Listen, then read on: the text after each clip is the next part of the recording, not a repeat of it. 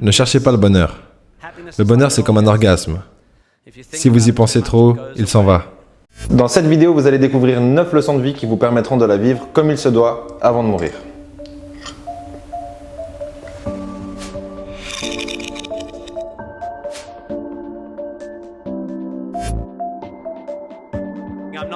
Je ne suis pas un conférencier inspirant. Je n'ai jamais perdu un membre sur le flanc d'une montagne, métaphoriquement ou d'une quelconque autre manière.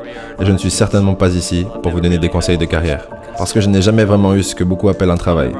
Par contre, j'ai de nombreux groupes de personnes qui écoutent ce que je dis depuis de nombreuses années maintenant. Et ça m'a donné un sens d'importance personnelle surdimensionné. Donc, maintenant, du haut de mes 37,9 années de maturité, je vais partager avec vous 9 leçons de vie.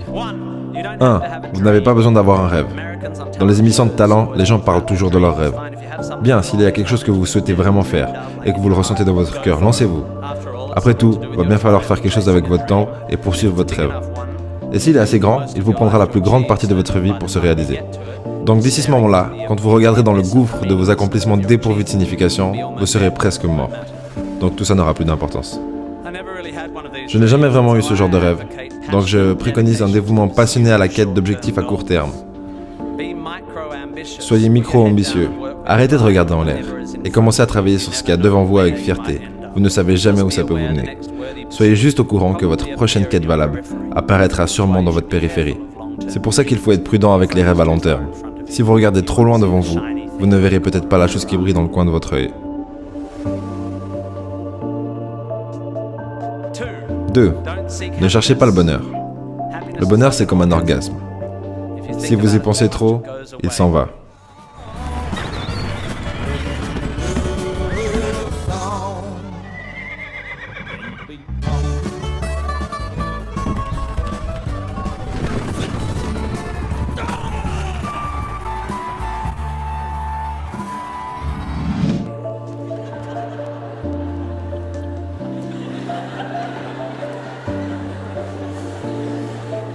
Restez occupé et ayez pour objectif de rendre quelqu'un d'autre heureux.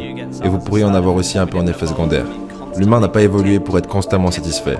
L'Homo erectus qui était satisfait se faisait manger avant même d'avoir eu le temps de se reproduire. Si vous cherchez le bonheur, arrêtez de chercher. Vous l'avez déjà si vous le donnez. A dit un grand homme que je connais. C'est moi. Non, je plaisante. Mais en fait, non, je plaisante pas, c'est réel. Littéralement, si vous vivez une période difficile et que vous avez plus d'énergie, peu d'estime de vous-même et que vous avez l'impression que vous avez besoin d'aide, la meilleure des choses à faire, c'est de donner de l'aide à quelqu'un d'autre. Et à un maximum de personnes en fait. C'est un peu paradoxal, mais en aidant les autres à être heureux, généralement, on se sent heureux nous-mêmes. 3. Rappelez-vous, tout ça n'est que de la chance. Vous avez de la chance d'être ici. Vous êtes immesurablement chanceux d'être né et immesurablement chanceux d'avoir été élevé par une bonne famille qui a participé à votre éducation et qui vous a encouragé à aller à l'université. Ou, si vous êtes né dans une famille misérable, ce n'est pas de chance. Et vous avez ma sympathie, mais vous restez chanceux. Chanceux d'avoir été fait avec cet ADN, qui a participé au développement de votre cerveau, qui lorsqu'il a été placé dans un environnement horrible pour un enfant, a pris des décisions qui vous a ensuite permis de recevoir votre diplôme universitaire. Bien joué à vous, vous qui avez réussi à aller de l'avant, mais vous êtes chanceux. Vous n'avez pas créé cette partie de vous-même qui vous a poussé à aller de l'avant. Comprendre que vous ne pouvez pas vous attribuer les mérites de vos succès, de même que vous ne pouvez pas blâmer les autres pour leurs échecs, vous rendra humble et fera de vous quelqu'un de plus compatissant. L'empathie, c'est intuitif, mais c'est aussi une chose sur laquelle on peut travailler intellectuellement. 4. Faites du sport. Je suis désolé, bande de mous pâteux diplômés en philosophie. Comprends vos sourcils de façon cartésienne en regardant ces mecs serpenter autour de cônes de signalisation miniatures. Vous avez tort, et ils ont raison. Ou plutôt, vous avez à moitié raison.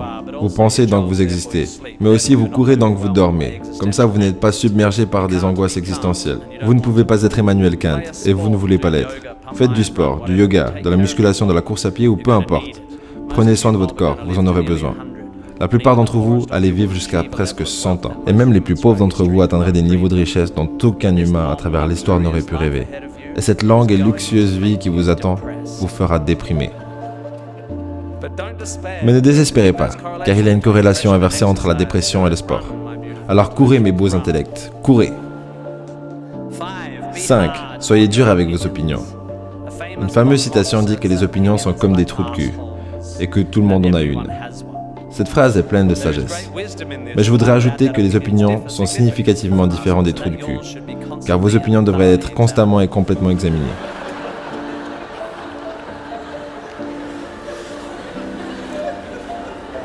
Il y a une époque où je passais mes examens ici.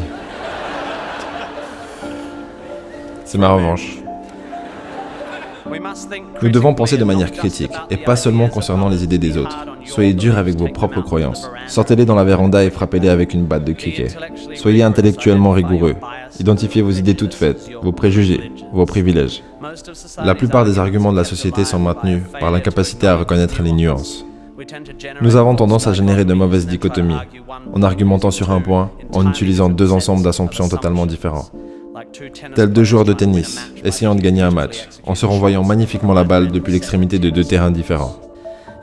Vous n'avez pas besoin d'être superstitieux pour être poète. Vous n'avez pas besoin de détester GM Technologies pour vous préoccuper de la beauté de la planète. Vous n'avez pas besoin de prétendre avoir une âme pour promouvoir la compassion. La science n'est ni un corps de savoir, ni un système de croyances.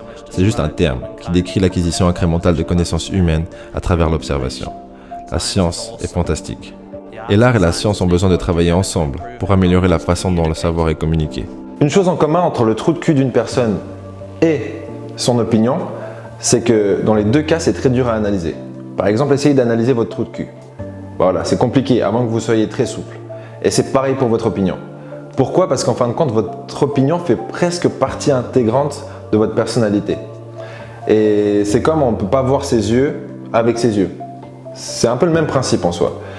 Et ce que je vous conseille en fin de compte, c'est de questionner toutes vos opinions tout le temps. Du coup, vous allez souvent être en train de réfléchir. Mais l'idée, c'est de plus réfléchir et moins penser en mode automatique. Laissez-vous penser, de toute façon ça arrivera, puis réfléchissez à ce que vous pensez.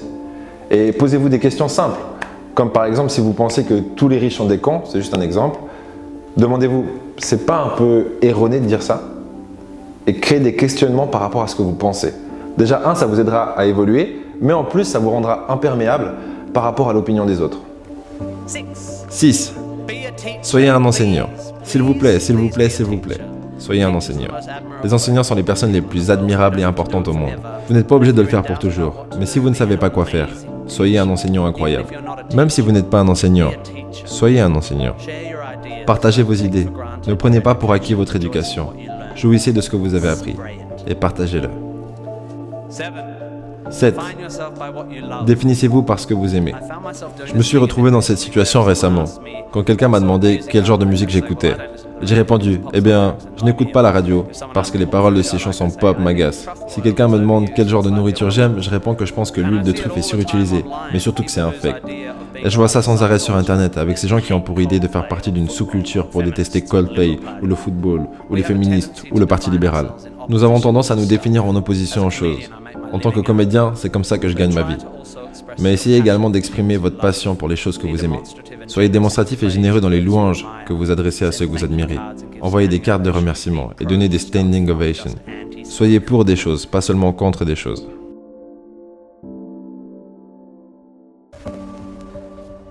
8. Respectez les gens moins forts que vous. J'ai dans le passé pris des décisions importantes concernant les gens avec qui je travaille, des agents et des producteurs. De grandes décisions basées principalement sur la façon dont ils traitaient le personnel du restaurant dans lequel on se rencontrait. Je m'en fiche que vous soyez la personne la plus puissante dans la pièce. Je vous jugerai sur la façon dont vous traitez la personne la plus faible.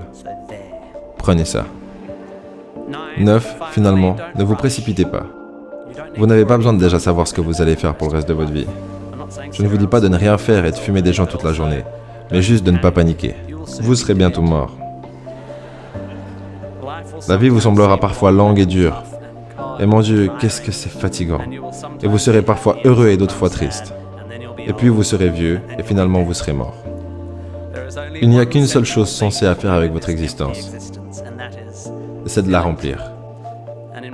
Et selon mon opinion, jusqu'à ce que je la change, la vie est mieux remplie quand vous apprenez autant que possible concernant autant de choses que possible, en étant fier de peu importe ce que vous faites, en ayant de la compassion, en partageant des idées, en courant, en étant enthousiaste.